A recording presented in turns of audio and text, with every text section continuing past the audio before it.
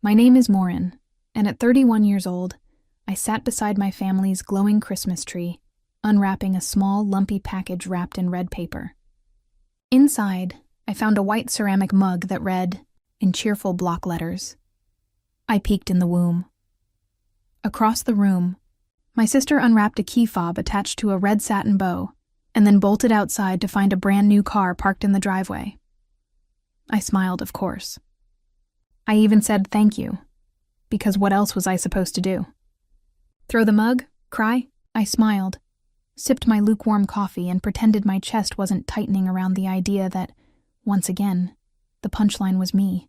Then, on the drive home, I made a single phone call. 3 days later, my sister's car was gone, and my parents were sitting across from detectives trying to explain how they'd, accidentally, used my credit card to buy it. If you've ever been betrayed by the people who were supposed to protect you, you'll understand what came next. I wish I could say I was shocked when I opened that gift, that I laughed it off or looked around waiting for the real present, but I didn't. The moment I peeled back the wrapping paper and saw that ridiculous mug, something inside me nodded like, yeah, that fits. I held it up with a smile that belonged in an awkward family photo. "Oh, how funny," I said, "because that's what you do when your family's favorite hobby is mocking you." My mom threw her head back and cackled. My dad smirked like she'd just delivered the year's best punchline. And my sister Kay tilted her head and said, "You've always been so dramatic." Like that explained everything. The silence that followed stretched, thick and sticky, until Mom clapped her hands and said, "Kay, open yours next." And that's when the real show began. You know that movie moment when everything slows down and a violin starts playing, the lighting goes soft, and it's supposed to be magical? That was this moment, except instead of a wedding proposal or a soldier coming home, it was my parents handing Kay a set of car keys tied in a red ribbon. Oh my God. She gasped, as if she hadn't already known. As if the Facebook teaser Mom posted last week, "Big surprises for our girl," hadn't already spoiled it. She rushed outside in her little heeled boots, shrieking, "No way, no way!" like some kind of reality show contestant. I followed, not because I wanted to see the car, but because I needed confirmation that I wasn't losing my mind. And there it was in the driveway, sleek, silver, fresh from the dealership, glinting like a monument to favoritism. I think it was an Audi. Hard to tell through the fog of disbelief. Mom rested a hand on my arm, her voice sugar-coated. "She needs something safe for interviews, honey. You understand, right?" "Sure. Totally." Because Kay, who quit 2 internships in 3 months because they started too early, definitely needed a luxury vehicle to get her to her next latte date. I looked down at my mug again, still in my hand, its stupid phrase staring up at me. I peeked in the womb. Inside, everyone oohed and awed over the car. Dad muttered something about investing in the future. Mom joked that at least Kay wouldn't have to keep borrowing her car and scratching the bumper. Kay cried and hugged them both, whispering, "You guys are the best parents ever." I stayed silent. My coffee tasted like ash and irony. When it was time to leave, I smiled politely, thanked them for a lovely Christmas, and walked out into the snow. No dramatics, no confrontation, just quiet. I sat in my car, my 6-year-old fully paid-off car, and watched the snow collect on the windshield. I'd worked for everything I owned. Every dent, every mile, every payment made by skipping dinners out and saying no to things I wanted. Then my phone buzzed. I glanced down, expecting a tag from Kay or some family group text filled with more car photos. But instead, it was a fraud alert from my bank. A charge of $23,148 was made at Elite Auto Center. The world went still. I didn't need to search it. I remembered that dealership name from the shiny license plate frame on Kay's new car. I opened my banking app, my thumb trembling only slightly. The charge was on my secondary credit card, the one I'd given my parents years ago for emergencies. For peace of mind, my mom had said. "You never know when something might happen," she'd told me. Apparently, what happened was my sister wanting to look professional. I didn't cry. Didn't scream. Didn't even curse.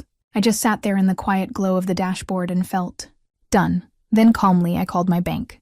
Froze the card, revoked their access, canceled the $600 monthly transfer I'd been sending to help with their mortgage, money I'd been giving them for nearly 3 years after Dad's surgery. They never asked me to stop. They never said thank you either. When the fraud department asked for details, I gave them everything. The dealership, the exact charge, their names. My voice never wavered. When I hung up, the mug slipped off my lap and hit the floor. It didn't break. Of course it didn't. The next morning, I woke up early. Snow still fell in thick, lazy flakes outside my window. The mug sat on the counter, staring at me like it wanted to start a conversation. I didn't touch it. Instead, I scrolled through my messages. Dozens of missed calls from Mom, a few from Kay, one from Dad. No apologies, just questions. Why did you cancel the card? The dealership called. We're confused. I put on my coat and drove to their house. The same beige siding. The same crooked reindeer lights. The same fake warmth. Mom opened the door in her robe, her smile flickering. "Oh, Morin, I didn't know you were coming by." "I know you used my credit card," I said. No preamble, no softening, just truth. Her face drained of color, then rearranged itself into something rehearsed. "Come inside, it's freezing," she said, like that would fix it. Dad looked up from the couch, newspaper in hand. "Everything okay?" "You bought Kay a car," I said. "With my card." $23,000. That got his attention. He lowered the paper, his jaw tightening. Mom stepped in before he could speak.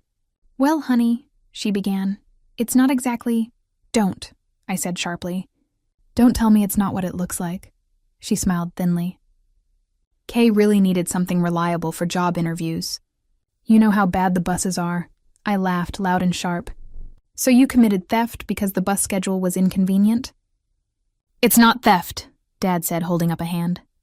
"You gave us access for emergencies." "For emergencies," I repeated. "Not for luxury sedans." Mom rolled her eyes. "Oh, come on, Morin, you make good money. We didn't think it'd be a big deal." I stared at them both, cold creeping up my spine.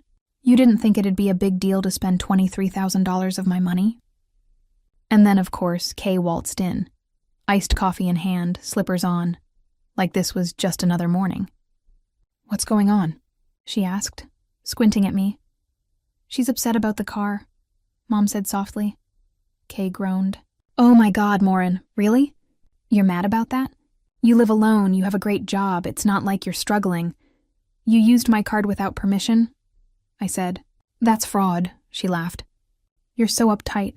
Honestly, this is why you're single. You act like money equals love." I took a slow breath, met each of their eyes, and said evenly, "You can either return the car today or pay me back in full. Otherwise, I'm filing a police report." And this time I meant it. Mom looked horrified. "You do that to us over a car?" Dad looked tired, older than he did yesterday. "It's Christmas," Mom whispered like the date was a shield against accountability. "You didn't even give me a real gift," I said. "You handed me a joke, then used my money to give her a car." I waited. No one spoke. Then I said it. "The card is already frozen. The bank is aware, and I've canceled the monthly transfers. You'll need to figure out the mortgage on your own." "That one hit," Mom gasped like I'd slapped her. "You're punishing us." "No," I said. "I'm just finally choosing myself." I walked out before anyone could cry or yell or throw out some sentimental line about family. I'd heard them all before. Family means sacrifice. Family comes first. Family is everything. What they never said but always meant was, family is everything until it inconveniences Kay. I didn't slam the door. I didn't owe them that much energy. When I got back in my car, I sat for a minute with my hands on the steering wheel. My phone buzzed. New message from the bank. Fraud report confirmation. I smiled. It wasn't a joyful smile, but it was real. Turns out, I didn't peek in the womb. I just hadn't started climbing yet. I didn't expect to feel better, but I did. Not joyful, just steady. After everything that happened at their house, there wasn't much left to say. There was only what needed to be done. I sat down with a cup of coffee and opened my phone. I scrolled back through old messages until I found Theone I'd sent to my mom 3 years ago when I gave her the emergency credit card. It was simple, just to be clear. The emergency card is for medical or house stuff only. Please don't use it for anything else. It took a screenshot. Then I downloaded the credit card statement, the one with the $23,748 charge to Elite Auto Center, and saved the photo of Kay standing in front of the silver car with a red bow. I'd taken ITAT Christmas without thinking. Now it was evidence. I called the local police department's non-emergency line and asked how to report financial fraud. A woman transferred me to an officer. I explained everything calmly, clearly, that I'd given my parents a credit card for emergencies only, that I hadn't authorized the purchase, that I had written proof and documentation. He asked if I was willing to send it. I said yes. He gave me a report number and an email address. I sent it all that afternoon. No drama, no yelling, just facts. I wasn't doing this to hurt them. I was doing it because they crossed the line, and I finally decided to stop pretending they hadn't. 3 days later, the fallout began. The first sign came in a text from Kay. "You're unbelievable." A few hours later, she posted a video to her social media. Her car, technically the one I'd been charged for, was being towed from the driveway. She didn't say much, just filmed it, and stared into the camera like someone had robbed her. Caption read, "Some people can't stand to see you move forward." She tagged me in it. I watched it once, then closed the app. Later that day, someone messaged me privately. We'd met once or twice, one of Kayle's old high school friends. She said she wasn't surprised and that Kay had a long history of taking advantage of people. It wasn't meant as comfort, but I appreciated the honesty. The next morning, I got a voicemail from my mother. Her voice was shaking. "There were police at the door today. They said there's a report against us for fraud. Morin, how could you? You're tearing this family apart. This isn't who we're..." I didn't save the message. My father sent a short text later that afternoon. "This has gone too far. We need to talk." I didn't respond to that either. By evening, the extended family started chiming in. First, a group message from my Aunt Diane. "Did you seriously call the police on your own mother?" I replied with one sentence. "She used my credit card without permission. I reported it." No one said anything after that. The silence wasn't surprising. It was just louder than usual. As the days passed, things started unraveling for Kay too. She'd been planning to start a new internship in January, something one of Dad's friends had arranged for her. With no car, she couldn't get there. She missed the first few days and they dropped her. She complained online, said I'd ruined her life, that I was jealous, bitter, and cruel. She left out the part where she spent my money without asking. Meanwhile, I got an alert from my old bank. An attempt had been made to log into the shared mortgage portal, probably my mother. It was already shut down. She would have seen nothing but a login error. A few weeks later, someone forwarded me a listing link. Their house was up for sale by owner. The photos were poorly lit, taken from their phones. I recognized the living room, the same one where they handed Kay car keys and gave me a mug. I clicked through every picture. I didn't feel smug. I didn't feel satisfied. I felt done with explaining. Done with trying. Done with being useful only when it was convenient. I hadn't heard from them since. The voicemail and the text, no apologies, no explanations, just quiet. A few days after the report was filed, the charge was reversed. The dealership pulled the car and the card company returned the full amount. Quietly, efficiently, no apology needed. I sat on my couch that night, coffee in hand, and opened my banking app. Everything was in order, nothing missing, nothing misused, everything mine again. I thought back to Christmas, to the way they smiled when Kay squealed over the car, how proud they looked, like they'd done something generous, something loving. I wonder if they still felt proud now. The mug was still sitting in the trash. I hadn't bothered to take it out. I didn't need it anymore. They broke the rules. I just made it official. For a few weeks, everything went quiet. No calls, no texts, no guilt, tripped voicemails. Just silence, like they were hoping I'd forget any of it happened if enough time passed. That had been the rhythm for years after all. Some small fire, some quiet freeze, then everything reset like nothing ever burned. But this wasn't one of those times. Eventually, the silence cracked. It started with a text from my mother. "Can we talk? Just you and me, like adults." I stared at it for a minute, debating whether to ignore it. But part of me wanted to look her in the eye. I wanted to hear what excuse they'd finally settled on. So I agreed. 1 hour neutral ground public place. We met at a cafe near my apartment. Not their usual kind of spot.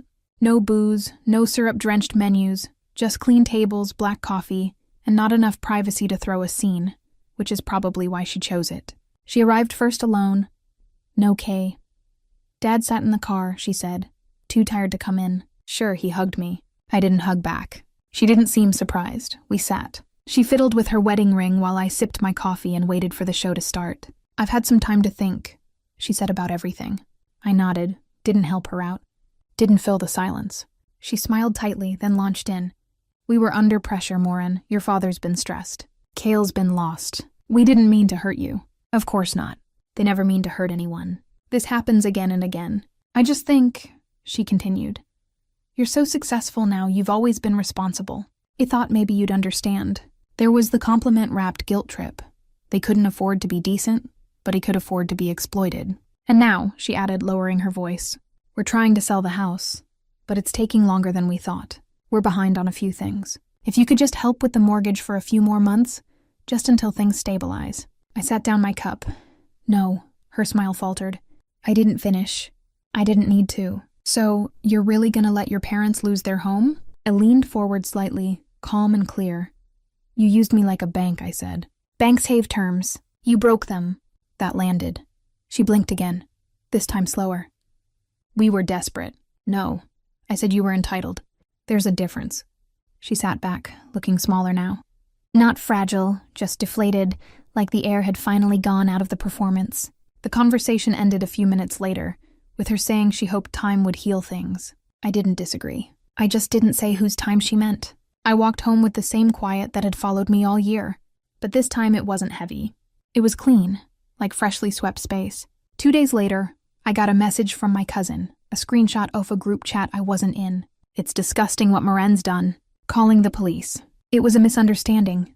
And now our parents are scrambling to survive all over a mistake. So that was a new narrative. Not fraud, not theft, just a little hoopsie with a luxury vehicle. I didn't reply. I just forwarded the message to my cousin with 3 attachments. The credit card statement, the text I'd sent years ago outlining the card's terms, and the police report confirmation. That was it, no caption, no explanation. She didn't message me again. Kay popped up online a few days later. New photos, new captions. The tone had shifted. Now it was all vague quotes about betrayal and family, about how family only helps when you're useful. Sure, I didn't bother responding. I wasn't interested in changing anyone's mind anymore. The people who mattered would know or they wouldn't. Either way, it wasn't mine to fix. Eventually, the house did sell. Not for what they wanted, probably, but enough to escape foreclosure. Someone sent me the listing link. I didn't click it. I didn't need to see my childhood packaged as square footage and potential. They moved into a smaller place on the other side of town. I know because Mom emailed to update her address in case things change. I didn't reply. I wasn't angry. I wasn't bitter. I was just done. One morning, I cleaned out the kitchen drawer where I keep odds and ends. Takeout menus, old birthday cards, keys to things I don't own anymore. At the very back was the folded-up invoice from that December credit card bill. I shredded it fully, carefully, like a closing ritual. They used to say I was the strong one, that it didn't need as much, that I could take it. What they meant was, "You're easier to ignore." They taught me to be quiet. Turns out I was just waiting for the right moment to speak. So now you know what happened. Some people say I went too far. Others say I didn't go fair enough. I didn't make a scene. I didn't scream. I didn't slam doors or burn bridges. I just enforced the boundary they never thought I'd draw. But what do you think? Was I wrong to call the police? To report the fraud? To walk away? Or was that the first right thing I've done in a long time? Either way, thanks for listening. And if you want to hear more stories like this one, honest, messy human, go ahead and subscribe.